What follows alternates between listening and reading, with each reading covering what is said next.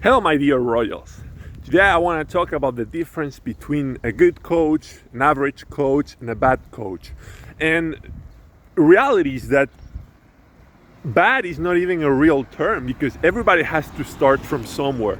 The most famous coaches in the world, believe me, they started somewhere and they were not very good compared to who they are today.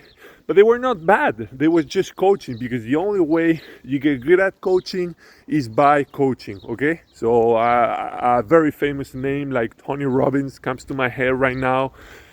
I bet he's got thousands of hours of practice into his practice, into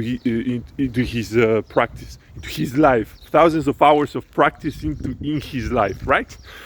So what makes the difference between a good one, an average one, or a one that, anyway, a coach that is evolving?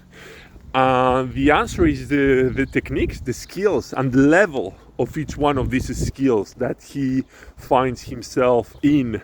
You're not going to be able to find yourself in a very good level skill on anything just the day you start. You need to put a lot of practice. It's obviously, right? It might be very obvious, but it becomes easier to get to when we frame it, when we do a framework out of this whole thing.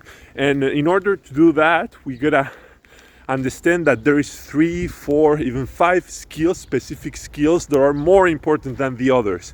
Let's just call them the radical skills. From those radical skills, there's minor skills that come out of each one of them.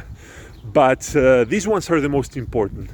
And the ones we're gonna talk about today are all of them related with being a good communicator.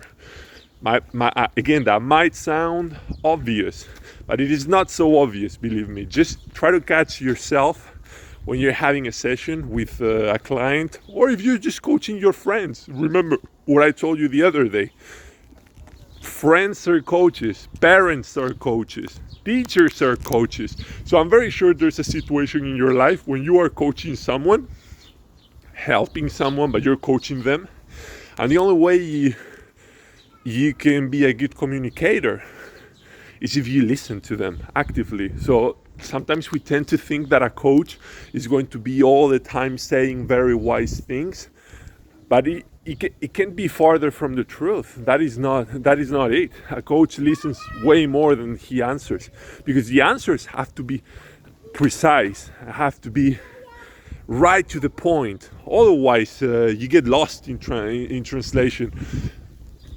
The best way to come up with the right answers is to take your time when you're listening to the person.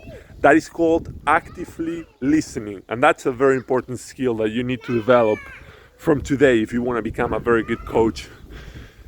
When you listen to one of your clients, you just let them the time, give them the time to tell you the whole context, because they might say something like, yeah, well, it's not working very well with my business today, and they don't develop on that, right? So after that, you listen actively, and you might, if you're a good coach, you might say something like, your business is not working, huh? Like, that's called mirroring. You're saying the same thing he's saying, but you're saying it in an interrogation way, kind of thing, if you understand what I mean. You transform his answer into a question so that he develops farther.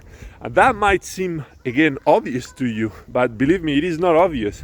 And you might come up with very beautiful answers. You might be very surprised with what comes next, which is going to be a deeper answer. It's all about reframing and mirroring. You remember the story about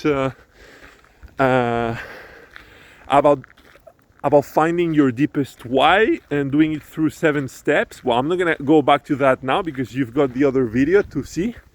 But it's pretty much the same story. It's always going back to the basics.